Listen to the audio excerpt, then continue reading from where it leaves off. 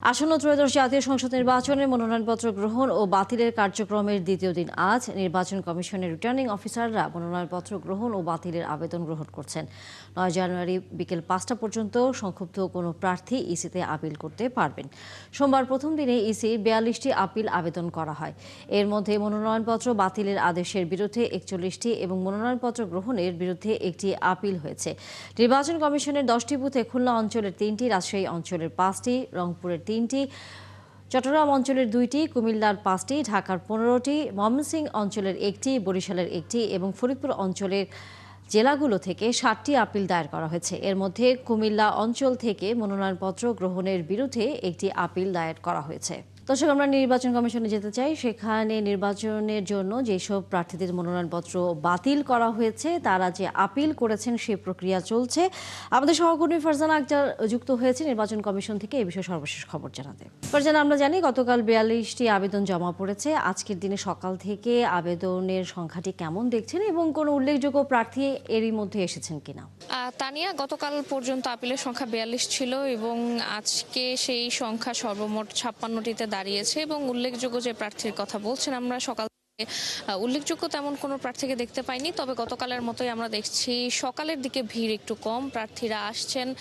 বুথগুলোতে যে আঞ্চলিক বুথ করা হয়েছে 10টি, সেখানে আসা শুরু হয়েছে। স্বতন্ত্র প্রার্থীরা আছেন, দলীয় প্রার্থীরাও আছেন এবং গতকাল আমরা যেমনটি দেখেছিলাম সকালের দিকে প্রার্থীদের যে উপস্থিতি সেটি কম থাকলেও কিন্তু বিকালের দিকে সেটি বেশি ছিল এবং গতকাল বিকেলে ঢাকা নয় স্বতন্ত্র প্রার্থী তাসনিম যারা এসে কিন্তু তার মনোনয়ন পাওয়ার জন্য আপিল করে গিয়েছেন এবং আজ সকাল থেকেও কিন্তু আমরা এখানে দেখেছি যে দলীয় প্রার্থীর তুলনায় স্বতন্ত্র প্রার্থীর সংখ্যা বেশি এবং এবার যে 723 জনের মনোনয়ন বাতিল হয়েছে সেখানেও আমরা দেখেছি স্বতন্ত্র প্রার্থীর সংখ্যা বেশি এবং এক্ষেত্রে রিটার্নিং কর্মকর্তা আমাদের যেমনটি জানিয়েছিলেন যে স্বতন্ত্র প্রার্থীদের মনোনয়ন বাতিল হওয়ার যে উল্লেখযোগ্য কারণ সেটি ছিল 100% ভোটারের যে স্বাক্ষর লাগে, 100% ভোটারের সমর্থন সেটি তারা পূরণ করতে পারেনি এবং অনেকের কিন্তু আমরা দেখেছি যে হলফনামায় সঠিক তথ্য না থাকায় মনোনয়ন বাতিল হয়েছে। পাশাপাশি যারা ঋণ খেলাপি বা বিল খেলাপি রয়েছেন তাদেরও কিন্তু মনোনয়ন বাতিল করে দেওয়া হয়েছে এবং গতকাল কিন্তু নির্বাচন কমিশনের সচিব বলেছিলেন যে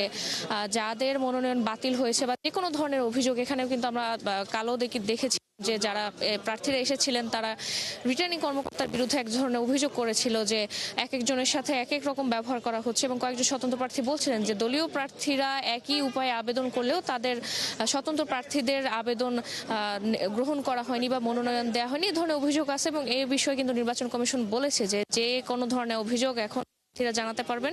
সব ধরনের অভিযোগের শুনানি সে 10 থেকে 18 তারিখের মধ্যে নির্বাচন কমিশন তাদের সেই অভিযোগ শুনবেন এবং শুনে সেখানে তারা চূড়ান্ত সিদ্ধান্ত দিবেন এবং নির্বাচন কমিশনের যে শুনানি হবে 10 থেকে 18 তারিখ, সেই শুনানিতে কিন্তু অনেকেই মনোনয়ন ফেরত পাবেন এবং যারা ফেরত পাবেন না তাদের কিন্তু উচ্চ আদালতে যাওয়ারও একটি উপায় রয়েছে এবং সেই শুনানি শুরু হচ্ছে 10 থেকে 18 তারিখের মধ্যে এবং আপনি দেখতে পাচ্ছেন ক্যামেরায় এখানে যারা নির্বাচন কমিশনের কর্মকর্তারা আছেন তারা কাজ করছেন এবং অপেক্ষা করছেন এবং হয়তো দিনের পরবর্তী সময়ে যারা মনোনয়ন বাতিল হয়েছেন সেসব প্রার্থীরা আবেদন করবার জন্য আসবেন। আমরা ফিরবো ফারজানা আক্তার আপনার কাছে, তখন নিশ্চয়ই নানা তথ্য নিয়ে যুক্ত হবেন। দর্শক, সহকর্মী ফারজানা আক্তার ছিলেন আমাদের সাথে নির্বাচন কমিশন থেকে।